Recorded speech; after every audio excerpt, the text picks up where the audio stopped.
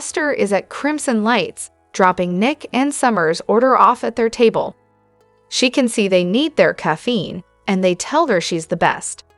Esther admits she's been distracted from pecan pie muffins by her worries about Sharon. The boss hasn't been responding to her calls, and that's not like her. Nick claims she's just off at a spa. I hope she's enjoying herself, Esther says, snippily. After she walks off, Chance arrives and announces there is no trace of Phyllis. Her car is at the athletic club, and there's no record of her getting a ride. Nick fills him in on the call that Phyllis made to Summer and wonders if she could really be off on a business road trip. Summer doubts this since her mom would have taken Daniel along with her. She wouldn't have gone from harassing him about work to taking off without a phone call. The cop gets a call confirming there is no record of Sharon checking into any spas in Sedona. When they debate whether Sharon would take off or lie about it, Summer reminds her dad that she just did that a few weeks ago. Nick says she was drugged at the time. His daughter speculates something could have triggered her, but he's not convinced. She suggests Sharon could just be trying to avoid him. He doesn't buy that either. They discuss how worried Sharon was, and Summer tells her dad what a great father he is. Nick doesn't know where to look for answers, but he's 99.9% sure that whatever is happening is not good. Daniel and Billy are sure something is wrong. Daniel arrives at Billy's place and explains that he hasn't received any response from his mother. He and Nick didn't want to worry him yesterday, but it doesn't make sense that his mom would take off on some mystery trip and give Summer a strange call. There's something off about this whole thing. This leaves a lot of questions. The abbot explains that Phyllis was constantly calling him while he was in Paris. It makes no sense that she would vanish when he started calling back. Daniel points out that Sharon is also gone. They disappeared around the same time. They both believe it's more than cosmic coincidence that two women who hate each other would vanish at the same time, and then call in at the same time on burner phones. This all seems like some revenge plan. Phyllis insisted to both of them that she'd moved on from that, and they believe her. But if it isn't revenge, what is happening? They can't imagine Sharon and Phyllis hugging this out. Billy suggests the women could have been taken together. Whoever did it likely had no idea what they were letting themselves in for, and will soon be begging for their captives to be taken away. Jordan and Ian were the only people crazy enough to pull something like this, and they're both dead. Summer calls her brother. She explains she's with her dad and Chance at Crimson Lights, and she's sure he'll want to hear what the cop has to say. Once Daniel gets off the line, Billy tells him he has a lot riding on Phyllis, so he wants to go with him. More tracker spoilers. Phyllis and Sharon look for someone to blame. Phyllis wakes up whining on the couch in the basement of the medical clinic. She had a good night's sleep thanks to Sharon not drooling on her shoulder. When she checks for coffee, she says Sharon's already done a number on it. There was no alarm this morning, which has her wondering if their host wanted them to sleep in. Sharon has been flipping through books and looking for clues about who their captor might be. Knowledge of that may be the only weapon they have. Phyllis doubts they would leave something around to reveal their identity. Sharon is sure the location must be some kind of clue. Connecting the dots, Phyllis whispers that the voice knows about her mental issues. I think we are on the last stop of your bipolar express, she suggests. Sharon thinks their captor could be a doctor or patient. If Phyllis isn't going to help, Sharon wants her to shut up. The redhead suggests that digging for an identity could just anger the voice. Sharon claims they can use any information they find to get out of there. Claiming she has a better idea, Phyllis says they need to bargain. She reminds her that they are the moms of Victor's grandchildren and the Newmans have deep pockets. Everyone has a price, and they only need to have it named. Just sticking them in a room together can't be the reward. That would make no sense. Sharon is still determined to find out why they are there. Not concerned about that, Phyllis would be happy to hand off a pile of money to end this. They bicker about Sharon being on both sides of the padded wall. Sharon insists this is no typical kidnapping. Someone is trying to force them to face their past. It could be someone who wants them to learn from their mistakes. Phyllis says that will never happen. Sharon is sure that this is the work of someone who hates how much they hate each other and may have been affected by their conflicts in the past. Although she's not accusing anyone, Sharon doesn't think it's far-fetched to assume that whoever is behind this could be a relative. Immediately, Phyllis takes this as a suggestion that one of her children could be responsible for this. She thinks this is insane, but it makes sense to Sharon in a twisted way. They have been watching them attack each other for years. Phyllis thinks that Sharon should be in a cell for the rest of her life because of what she did to Daniel. Grasping this, Sharon argues that the kids may have realized Phyllis will never drop this, so this is their way to save her from herself by locking them up to sort this out. Offended, Phyllis declares that Sharon is the one who needs saving and has Nick on speed dial for it. Turning it around, Phyllis reminds Sharon of what Faith has been through. Maybe she's trying to teach her a lesson. Sharon says her daughter doesn't have the resources for this. Then Phyllis suggests Mariah could have done it. When Sharon shoots that down, Phyllis nominates Nick. He must be sick of their fighting, and he might want them to finally work things out. Dismissing this as ridiculous, Sharon says there's no way Nick would want them praying for their leaves. They start bickering about who he cares about more until Sharon turns the possible blame back on Phyllis' children. Nick asks Summer how things stand with Chance. Back at Crimson Lights, Nick asks Summer how things are going with Chance. She explains that they are being civil to one another, but it's hard for her to be with him after the way he treated Daniel. Her father reminds her that he was just doing his job. She'll concede it, and she's always admired how devoted he is to his job, but she wanted his support. Instead, he felt like the enemy. But he has gone out of his way to help, and that means a lot. As they talk about Phyllis, Nick urges her to be positive, sure that she will come firing back into town. His daughter can't shake her memories of what happened to Heather. They all urge Daniel to be positive, but look at how that turned out. Nick will concede all that, but for the time being, they need to send out positive energy. Billy and Daniel join them as Chance returns. The cop explains that there's no record of Phyllis taking a ride, and there's no record of Sharon at any spa. They basically have no idea what's going on. Billy explains that he and Daniel suspect Sharon and Phyllis are together and not by choice. They can't imagine who would want to go after both of them. They continue speculating and wondering if this is all random or if the only people involved are the two women. When Esther comes out with a refill for Nick, she asks if he's heard from her boss. She has an important appointment to have her coffee grounds read. Sharon was supposed to cover for her. He assures her she will get there, and she runs off to check with the other employees to see if they can cover. Chance gets a call and walks off.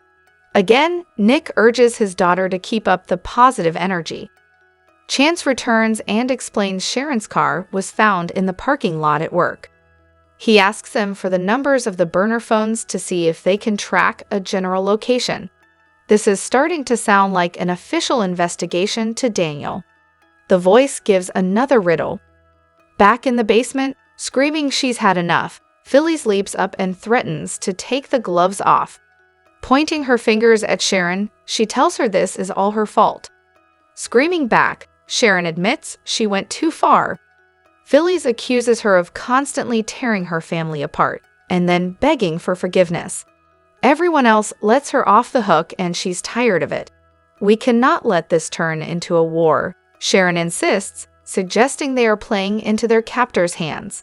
Do they want us to finally get along, or do they want us to kill each other? Phyllis asks. She'd like to know because she's at the end of her rope. Yelling at the intercom, she declares she's ready to fight until only one of them is alive. Shaking her head, Phyllis doesn't know what she's capable of, but she doesn't want to be trapped in a room with a woman she despises. All she wants to know is what the endgame could be. Grabbing a chair, she explains she's going to smash a window and scream until someone hears her. Trying to wrest it from her hands, Sharon complains she's going to get them killed. Begging for the chair, Phyllis insists she has to do something. When Sharon reminds her it's the middle of winter, she lets it drop. They sit down and Sharon apologizes for accusing her kids. But whoever is behind this is someone who knows them and hates them. Glaring up at the intercom, Phyllis asks if they are entertained by this. "I'm not here to be entertained," explains the voice. "The game is the only thing that matters and it's time to continue." "What is worth everything but costs nothing?" the voice prompts. The women look at each other. "Hello everyone, welcome back to my channel Pulse Canvas. It's me, Julie here. I hope everyone is having a wonderful day. Keep watching. So let's dive into today's video. The search for truth, Sharon, Phyllis, and the Newman family's concerns on a rainy morning in Genoa City. Sharon Newman and Phyllis Summers wake up in a dark, shadowy room, unaware that their lives are about to take a dangerous and mysterious turn. Both women have deep ties to the Newman family, but now they must work together to find the person who kidnapped them and put them in their current predicament. The search begins. Sharon and Phyllis know that they can't do anything without working together. They are determined to find the kidnapper, but things aren't as easy as they seem. Sharon, with her sharp wit, theorizes that the kidnapper may be watching them all the time, forcing them to be extra careful as they discuss their escape plan. Phyllis, with her strong and determined nature, insists that they won't give up in this situation. The two begin to examine every little detail around them, trying to find clues to get out of this situation. Meanwhile, in Genoa City, Daniel Romalotti is feeling stressed when he cannot contact his mother. He and Billy Abbott sit together at a cafe discussing Phyllis's disappearance. Daniel is worried about his mother's sudden disappearance and begins to suspect that it may not just be Phyllis who is missing, but that there is a larger conspiracy going on. He wonders if someone in the Newman family is hiding something about his mother's situation. Disturbing news and Chancey's investigation. The investigation into Sharon and Phyllis's disappearance also makes Nick Newman and Summer Newman nervous. A meeting is held at Crimson Lights, where Chance Chancellor meets them to deliver disturbing news. There is no trace of Phyllis. Her card is still at GCAC, and there's no record of her going anywhere, Chance announces, making both Nick and Summer even more uneasy. Summer, her anxiety flaring, couldn't understand why there was no trace. "That doesn't make any sense," she said, clutching her coffee cup. Nick, like a worried father, also noticed something was off. "And Sharon didn't tell Esther she was leaving town," Nick said, his voice filled with concern. Both Phyllis and Sharon's disappearances were murky and without a plausible explanation. Chance got a call as the conversation progressed. The news about Sharon added to the tension. "We checked Sedona. There's no record of her checking into any of the spas in town," Chance said, delivering the information coldly. "There's no evidence of her flying anywhere." Those words made Nick start to question everything. Why would Sharon call him at that time? Why is there no trace of her? Summer suggests that maybe Sharon just wanted some alone time and didn't want anyone looking for her, but Nick disagrees. "Sharon and Phyllis are both missing. This isn't a coincidence," he says, his eyes filled with concern. Tension is at an all-time high in the young and the restless next week as Phyllis finds herself trapped in a dangerous predicament. Daniel and Billy anxiously pace through a dimly lit corridor, their voices barely above a whisper as they debate Phyllis's fate. Has she been kidnapped, or has she chosen to disappear on her own? Their mission, already hanging by a thread, becomes even more precarious as doubt sets in. "You'd think she'd be back by now," Billy mutters bitterly, frustration creeping into his voice. Daniel, ever the strategist, remains determined but uncertain. "We have to keep moving," he insists, though his confidence wavers. Meanwhile, Phyllis is anything but safe. She's caught in a heated confrontation with Sharon, both women on the verge of losing control.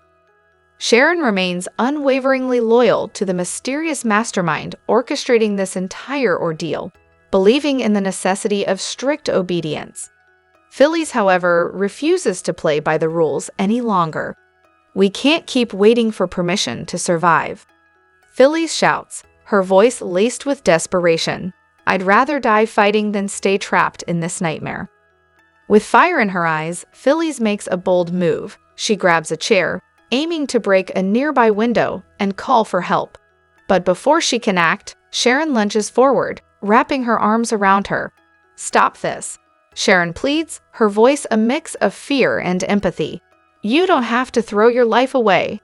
Trust me, we can survive if we stay patient." The standoff brings painful memories flooding back for Sharon. She recounts her own terrifying past, the days she spent in captivity at the hands of Ian Ward and Jordan. "I know what it's like to feel trapped, to believe no one is coming for you," she confesses, her voice shaking. "But I survived because I refused to give up hope." Sharon's words cut through Phyllis's anger, leaving her shaken. Tears spill down her cheeks as she realizes the weight of their shared trauma. "I just want to be free," Phyllis whispers, her voice breaking. The moment of unity between them is fragile but powerful. They come to an unspoken agreement. Their survival depends on a balance between Phyllis's fearless determination and Sharon's careful planning. They'll need both instincts to make it out alive. Billy and Daniel's growing doubt. Back in the corridor, Billy's frustration mounts. Phyllis's absence has put everything in jeopardy, and he's beginning to question whether her recklessness will cost them everything. But Daniel sees things differently. "What if this isn't a mistake?" he muses. "What if Phyllis is forcing a shift in the game?" Despite their differing perspectives, one thing is clear: time is running out. Every second Phyllis remains missing is a second closer to disaster. The weight of their decisions grows heavier with each moment of silence. Lily's explosive revelation. Elsewhere, the drama takes another shocking turn. Lily, digging deep into Damien's past, uncovers a dark secret that threatens to shake Genoa City to its core. What she discovers isn't just a minor scandal, it's a game-changing revelation that could bring down one of the most powerful players in town. Determined to expose the truth, Lily prepares to go public, knowing full well that Damien won't go down without a fight. But as she makes her move, she quickly realizes that she's not the only one playing detective. Someone else is watching, waiting for the perfect moment to strike. The calm before the storm. As the night wears on, Phyllis and Sharon begin working together on a daring escape plan, combining their strengths to outwit their captors. Daniel and Billy, unaware of the battle raging behind closed doors, anxiously await any sign of Phyllis's fate. And Lily, armed with the truth about Damien, stands at the edge of a dangerous precipice. With tensions rising and secrets unraveling, next week on The Young, and the Restless promises to be a roller coaster of shocking twists, high-stakes confrontations, and life-altering decisions. Who will survive the chaos, and who will be left picking up the pieces? Drama erupts in Genoa City as Claire Newman finds herself in a tough predicament. Sharon Newman and Phyllis Summers clash in a high-stakes confrontation, and Jack Abbott makes a heartfelt vow to Summer Newman. The week of March 3rd, 7th is packed with tension, secrets, and unexpected turns that will keep fans on the edge of their seats. Lily Winters uncovers a shocking truth about Damon Kane. He isn't the real owner of the businesses he claims to run. Instead, Aristotle Dumas is the true power behind the scenes. As Lily keeps Nate Hastings and Devin Winters in the loop about Victor Newman's findings, Nate isn't pleased. He warns Lily that pushing too hard could provoke Damon, potentially ruining his fragile attempts to rebuild his relationship with Amy Louise. Nate urges Lily to back off, but Devin remains suspicious and may press Lily for more details behind closed doors. Meanwhile, Billy Abbott grows increasingly wary of Phyllis's bizarre behavior. Seeking clarity, he confides in Daniel Romalotti, who is equally troubled. Summer, on the other hand, is convinced that Sharon is the root of Phyllis's erratic actions. Chance Chancellor prefers to focus on hard evidence, and despite initial hesitation, Daniel pressures him to launch an official investigation. The mystery surrounding Phyllis and Sharon deepens when their phone calls start creating more confusion, exactly what their captor intended. As the women struggle to escape captivity, tensions rise. Phyllis, ever the fighter, attempts to break a window, but Sharon fears it will only worsen their situation. Though they eventually agree on an escape plan, their captor appears one step ahead, ensuring their efforts are in vain. Elsewhere in Genoa City, Adam Newman and Billy exchange heated words at a cafe. Billy accuses Adam of rekindling his romance with Chelsea Lawson, while Adam taunts Billy about his lingering thirst for revenge. Though Billy claims to be focused on the future, Adam sees through him, believing that Newman Media remains his true target. Nikki Newman tries to play peacemaker, urging Victor and Jack to put aside their rivalry. However, neither man is willing to back down.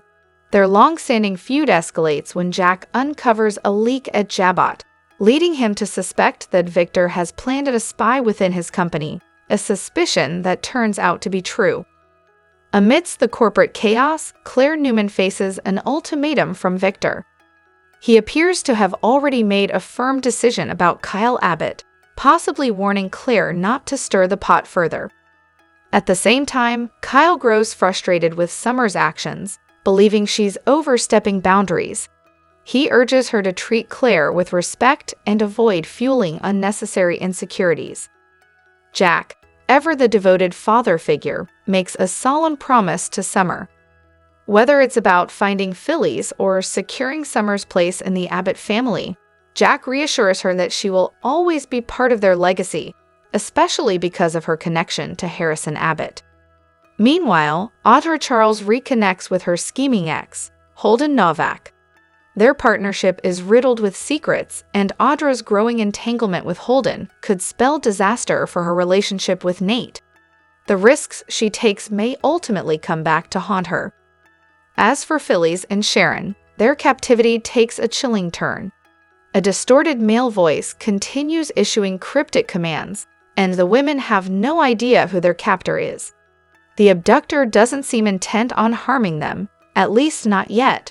Instead, the goal appears to be psychological. Sharon and Phyllis are forced to watch a montage of their most bitter fights, betrayals, and courtroom battles.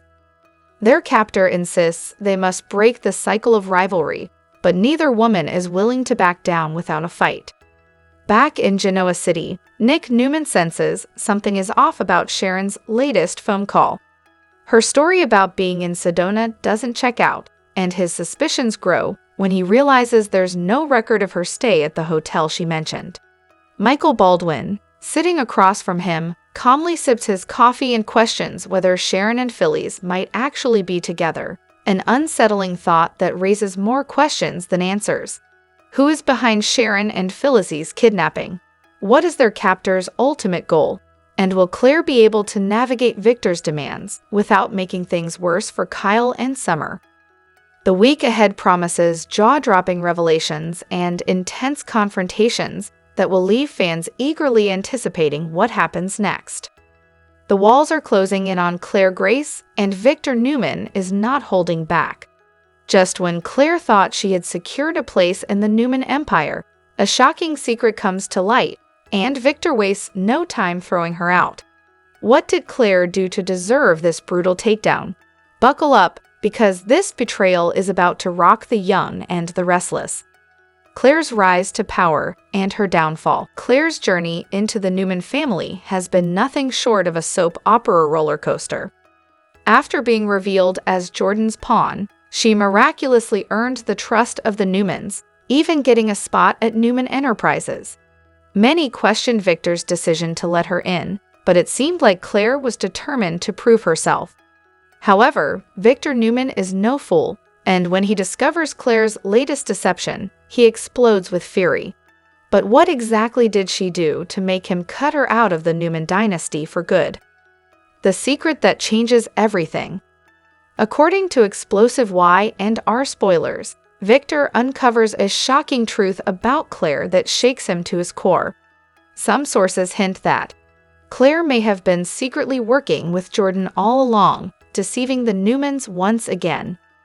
She might have hidden information that could have protected the family, proving she's still not fully trustworthy. There's even speculation that she sabotaged a major Newman Enterprises deal, whether by accident or under pressure. No matter the reason, Victor doesn't give second chances when it comes to betrayal, and Claire is about to learn that the hard way. Victor's ruthless move, Claire kicked to the curb. When Victor gets wind of Claire's secret, he wastes no time calling the shots. In a tense and explosive showdown at Newman Enterprises, Victor publicly humiliates Claire, making it clear that she is no longer welcome. The fallout is brutal. Claire is fired on the spot, stripped of any power she had at Newman Enterprises. The Newman family turns their backs on her. Even Nikki and Victoria may be too devastated to defend her this time. Claire is left completely alone, with nowhere to turn. Will she seek revenge, or will she fight to regain trust? What's next for Claire? Redemption or revenge? With Claire officially out of the Newman Empire, fans are wondering, what's next? Will she fight to prove her innocence, or will this betrayal push her straight into villain mode? Some theories suggest she might even join forces with an enemy, perhaps a bitter Adam or a vengeful Jordan, to bring down the Newmans once and for all. One thing is for sure, Victor Newman always wins, and Claire just learned that lesson the hard way. But is this truly the end for her, or is she about to stage the biggest comeback of all time? In the dim glow of a late autumn evening, a small town's secrets began to stir as whispers spread among those who paid close attention to the lives of its enigmatic inhabitants. Among them were Damon, Audra, and Hold'em, three figures shrouded in mystery, whose pasts and interconnections defied simple explanation. Their shared history, hinted at by observant fans and whispered about behind closed doors, promised revelations that could upend the delicate balance of trust and love. Audra, a woman whose captivating eyes held more questions than answers, was at the center of a love triangle that even the most ardent romantic hearts could not resist. Having begged for Nate's forgiveness after a series of undisclosed transgressions, she had managed to win back his trust, or so it seemed. Nate, a man with a strong sense of duty and a fervent desire to build a future with her, believed that time would mend the wounds of the past. Yet, unbeknownst to Audra, Nate's forgiveness did not signal the end of his own investigations into her shadowy past. Late into the night, while the rest of the world slumbered, Nate pored over every detail he could gather about her life, a life that was as elusive as a wisp of smoke. Audra's history was nothing short of a labyrinth. There was hardly any information available about where she had once lived, what paths her parents had trodden, or whether any close relatives had ever been part of her narrative. As Nate dug deeper, he discovered a troubling void. Public records, social connections, even casual references in old interviews, all led to dead ends. Every inquiry about her origins only deepened the mystery. Why did she have no tangible past to anchor her identity? Why was every mention of her life before Nate so meticulously obscured? These questions grew louder in his mind, gnawing at his desire to fully embrace the future he envisioned with her. His love for Audra was unwavering, yet the absence of a history, a concrete background that could explain her actions, her secrets, and her sudden appearance in his life, threatened to overshadow the affection they shared. Adding another layer to this convoluted narrative were Damien and Hold'em, whose connection to Audra had long been hinted at by those who observed their every move. Fans had pieced together subtle clues, lingering glances, cryptic phone conversations, and interactions that hinted at a past far more intertwined than anyone dared to admit. It wasn't just the fact that Audra had once been close to Hold'em that set tongues wagging. It was the sense that both Hold'em and Damien harbored secrets of their own, secrets they were determined to keep hidden at all costs. Their reluctance to acknowledge any previous relationship with Audra was not rooted in mere pride or forgetfulness, but in a fear of Nate's inevitable pursuit of the truth. Nate, driven by both love and a growing unease, decided to dig even deeper into the enigma of Audra's past. While he struggled with the conflicting emotions of trust and suspicion, his investigations revealed a network of communications between Damien and Audra.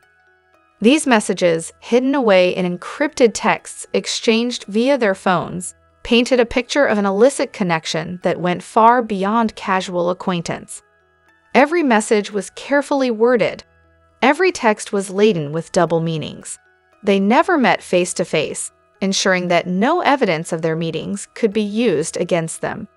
Instead, their entire conversation existed in the digital ether, an arena where secrets could be shared and concealed with equal ease. As Nate's search intensified, an ominous truth began to crystallize, a truth that neither he nor Audra had ever anticipated. The final and most shattering secret came to light in a moment of raw, painful revelation. Audra and Damien shared a child. This revelation was like a bolt of lightning, electrifying the air with tension and despair. For Nate, the discovery was a betrayal beyond measure, a confirmation of every misgiving he had harbored about Audra's past. The existence of the child was a tangible reminder of the life she had once led, a life that Nate had been blissfully unaware of, and one that now stood in stark contrast to the future he had imagined with her. It was a truth that not only threatened to dismantle the fragile trust between him and Audra, but also cast a long, dark shadow over the possibility of any reconciliation.